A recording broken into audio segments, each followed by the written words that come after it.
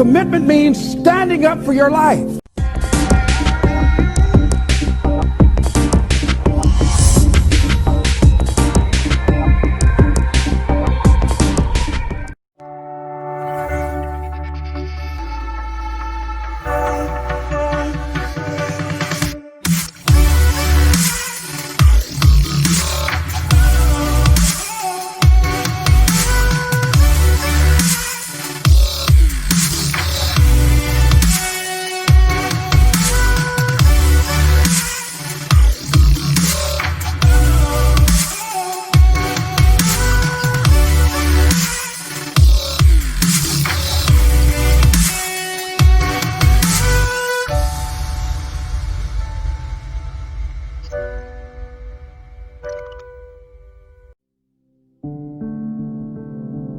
Nothing can resist a person that has that kind of commitment. The people that have made a difference on the planet. When a John F. Kennedy said, we will go to the moon in the next decade, he spoke it. That was a commitment, and people shared that vision. People bought into that. We've had all kinds of examples in history where people have made declarations, who have committed their lives to bring about a difference. There are people who are taking a stand today against hunger. I guarantee you it will be a part of our past at some point in time. Someone took a stand against polio. It no longer plagues us as it once did, because someone said, it is my commitment to eradicate it from the face of the earth. Someone made the commitment. The reason that we're here and enjoying the democracy that we have, someone made a commitment that whatever is required, if it means that I die. I remember Paul Robeson, here I stand, for I can do no other. And that's how you must be. Commitment means standing up for your life. It means honoring yourself. It means beginning to say and to see and recognize your alignment and oneness with the universe, and that you are a channel for life to express through. And we short-circuit it with anger. We short-circuit it with fear. We short-circuit it with envy. We short-circuit it by being lazy or apathetic or giving up easily. Why?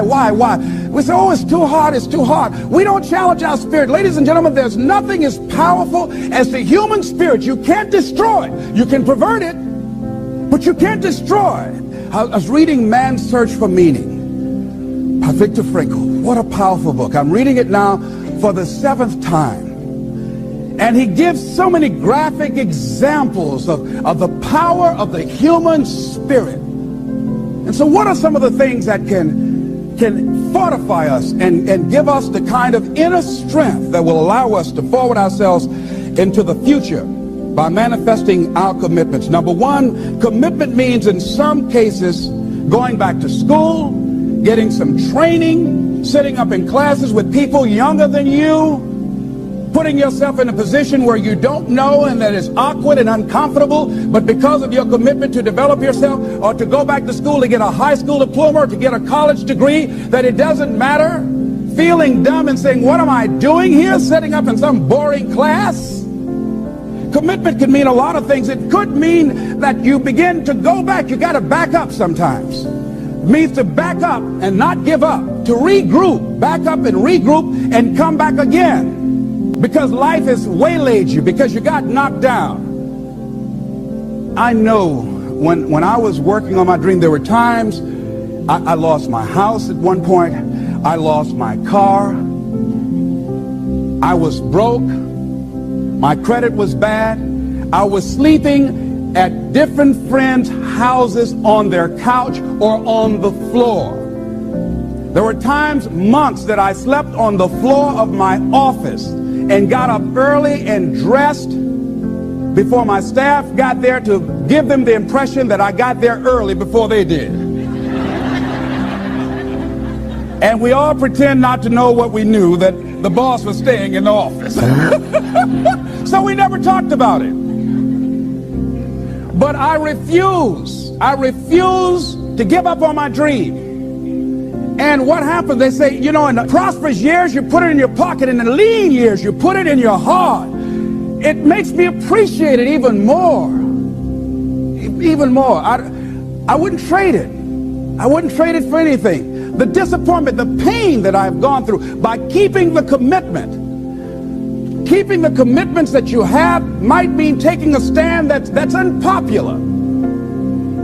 Something was said one time, when you take a position, says cowardice asks the question, is it safe? Politics asks the question, is it popular? But conscience or commitment asks the question, is it right? And see, most people rather operate from the first two. Is it safe for me to take this position? I remember when I was a state legislator, I saw guys and women who believed in legislation very strongly, but because the Speaker of the House said, we won't go with that, they backed down. And they felt bad about it. They wouldn't take the position because they didn't want the Speaker of the House to be angry at them. They wanted to be all right with all of the rest of our colleagues. See, it takes a great deal of strong courage and commitment on your part to step out a line. Henry David Thoreau says, if a man doesn't keep pace with his companions, perhaps he's listening to the beat of a different drummer. Let him dance to the music that he hears, however measured or far apart. When you are committed, you're dancing to the beat of a different drummer. Don't expect people to understand you.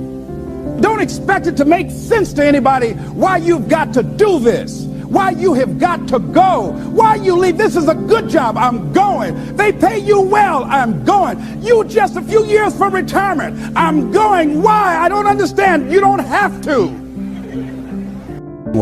Here's what I suggest. Number one, that does happen. So take total responsibility for it. Just own it. Don't make any excuses on why you gave in or why you didn't come through. Just own it.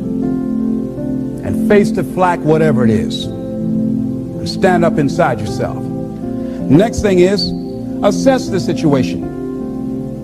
How did you get here? What happened that you broke down, that you had a breakdown and you surrendered? What happened? What was going on? See, when I used to go on a diet, and I no longer do that, I've made a commitment to a healthy lifestyle. I used to eat up until 12 midnight on Sunday. Anything that wasn't moving. And on Monday, I would get up and eat a fruit, get a light fruit breakfast, and for lunchtime, I would fix some broiled chicken and meticulously peel the skin off and eat the chicken, and then eat the skin.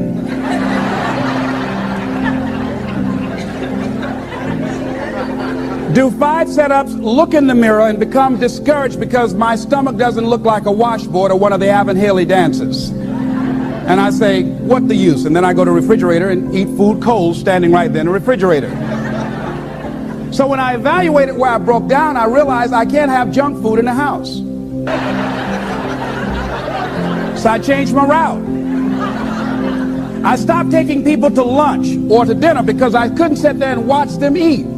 When I had to go someplace and speak and they were eating, I said, call me downstairs when it's time for me to speak, because if I sit at the table looking at them, the food's going to call my name. And I know this. So I had to begin to make sure that I wasn't putting myself in a position where I would give up on my commitment. Am I making sense to you? So I began to strategize around avoiding situations where I knew that I was going to become weak. Another thing I do when I don't keep my commitment, I either deny myself something or I do a trade-off. If a glazed donut takes advantage of me, then I require myself to do an extra 25 setups, or I walk for an extra 15 or 20 minutes because I got a hammerlock on my head and say, come on over here. So you might have to deny yourself something or do a trade-off. Do something that will offset it. The other thing is, start again. So what? You fell flat on your face. So what? Start again. Learn from the experience and start again. Don't count yourself out. Don't sentence yourself to a lifetime of being miserable, a lifetime of being broke, a lifetime of being unhealthy, a lifetime of being in a relationship that is no longer fulfilling to you. A lifetime of working on a job that does not bring you satisfaction, that's not giving you the creative urge that you need and that got to have in your life that stimulates you. Don't sentence yourself like that. You are a human being. Don't volunteer your life that way. Your life has too much value to the universe. You've got something to contribute. You've got something to give. And so what if you make a commitment and you're not able to do it like a pro? That you're not good as everybody else. Live in the moment. I like what this says. Look to this day, for it is life, the very life of life. In its brief course lie all the realities and verities of existence, the bliss of growth, the splendor of action, the glory of power. For yesterday is but a dream, and tomorrow is only a vision. But today well lived makes every yesterday a dream of happiness, and every tomorrow a vision of hope.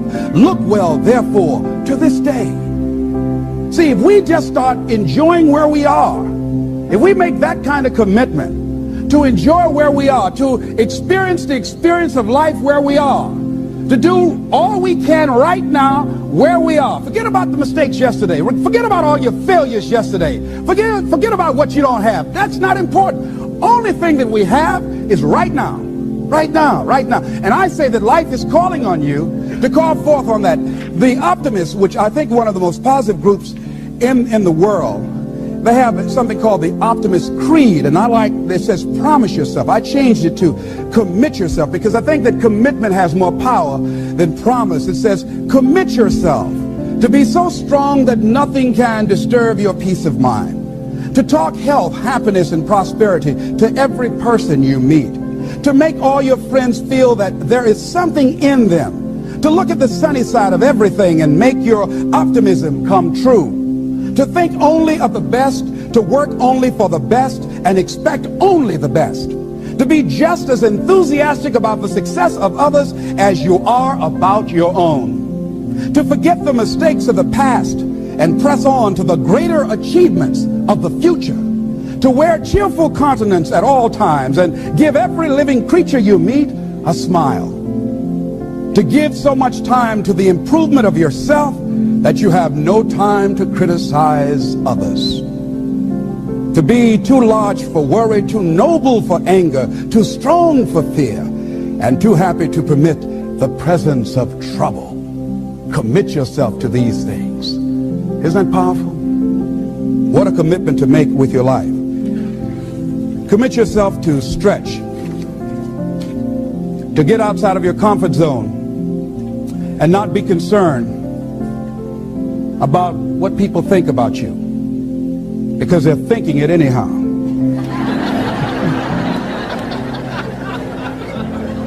Don't worry about what they will say. They're already saying it. So what do you care? Decide that your life has so much meaning to the planet. Decide that you have something to give. That's why you're here. See, you didn't just show up. You brought something here. You're on a journey. You have a destination, mission to achieve, to do, to implement, to perform, to experience. Decide to commit yourself to be an adventurer in life. Look out on life around you. Look within yourself and say, where is it in my life that I need to make a commitment right now? Where is it? That it might be for your health. It might be to be a happier person. It might be to make a difference in your community. It might be that. Where is it? I say that commitment shows up, and the man or woman who has some idea, some dream that they've been nurturing within themselves, and no one believed it, no one saw it for them, that they weren't masters at it, they weren't experts at it, no one would build a statue and ever call their name and recognize them. They never made it to the front page of the newspaper, but they had something that was theirs, something that was their baby, something that they loved and they believed in, and they just did what they could with what God gave them with their dream. Commitment shows up, and people that are willing to give themselves a chance, who look at their lives, look within themselves and say, I know that this just cannot be it for my life. I know that there's something I'm supposed to do. I don't know right now.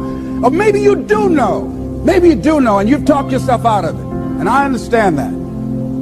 Because I'm late. No. Everything happens as it should.